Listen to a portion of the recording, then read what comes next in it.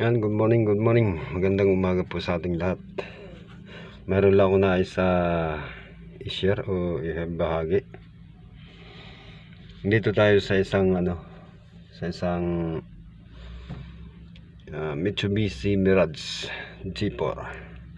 So ang naging issue nito guys ay yung starting nya ay ayaw umandar. Sabi nung gagamit. Ngayon alamin po natin. Check natin yung kanyang start. So wala nga siya guys. Wala nga po siya. So hindi siya nag-start. So anong naisip natin gagawin dito? Yung siyempre unang-una yung kanyang battery. Yung kung kumpleto pa ba o hindi ba lubat yung battery sa tin nyo. Wala talaga. Kahit pakan yung clutch ayaw pa din. So yan, ayaw. Dapat mag-start na yan. So wala. So check natin yung battery. So check natin yung battery guys. Yan yung battery na. May battery tester tayo.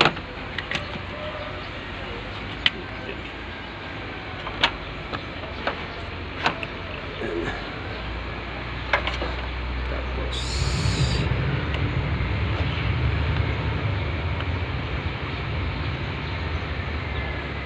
okay, 12 volts.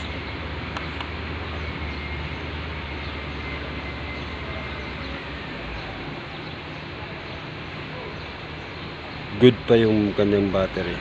Yan, good pa yung kanyang battery. So try natin ulit doon. Try ulit natin. So ayaw pa rin. Ayaw talaga na. Pero iano natin, i-check natin yung starter motor. Hindi naman kaya yung kanyang starter relay. Hindi masilip ang ilalim. Sa ilalim yung starter. Dito banda kanya lang hindi natin makita. So di bale dito tayo sa kanyang fuse box. Ayan. So magpaka-imprinter ito kung mas marami pa yung check engine. Yun. Hindi natin malukit yung starter relay. Pero hanapin natin. Nakaganyan siya. So yun. Ito siya. Ito yung battery relay. Ay starter relay. Ito yan. So check natin yan. Yan, may test light tayo. Hanapin lang natin kung dito may source. So ito yung manggagaling sa ignition switch. Wala. Meron tayo ritong wire. Gamitin natin para alamin kung buo pa yung starter. Third lang natin dyan.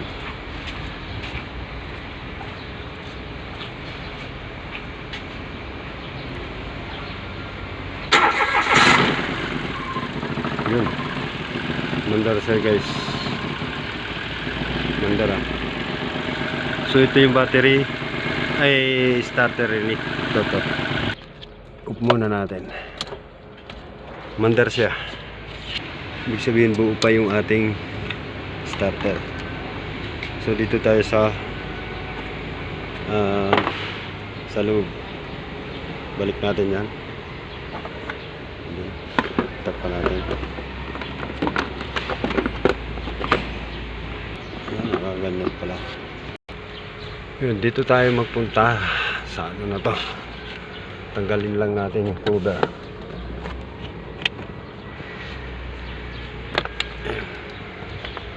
So dito sa loob may makikita tayong relay rito. May kinalaman din sa starting nya. So check natin yan. sa loob, no?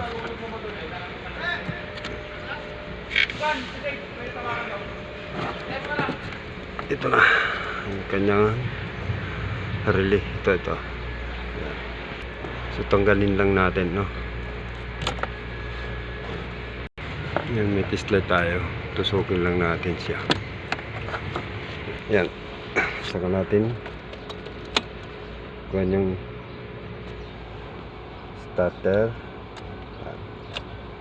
So ito nga yung starter, ay yung mga gagaling pa sa ignition switch na relay para din sa starting nya. Okay, ngayon palitan natin to. Ito yung ating pamalit. Ito yung ating ipapalit, no? I-try natin ito ikabit. Yan na, ikabit na natin. Saka natin i-testing kung mag-start na siya.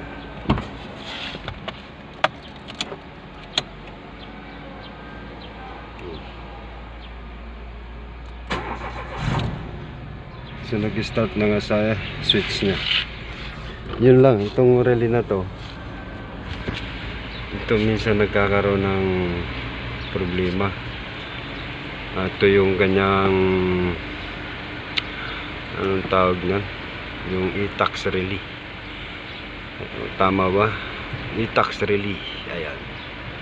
So kalimitan dito po pag okay naman yung battery po natin, tapos ayaw mag-start, at okay pa rin naman yung ating starter, tapos ayaw mag-start, ito lang yung ating double check itong e-tax relay nya. So mandar naman po siya.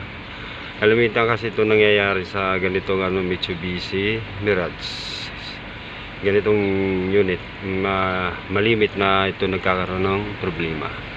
So yun lang. So na siya umandar, babalik na lang po natin yan. Go bar.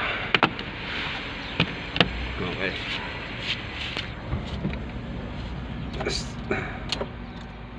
try natin ulit. So yun na, nag-start na siya. So yun lang mga idol.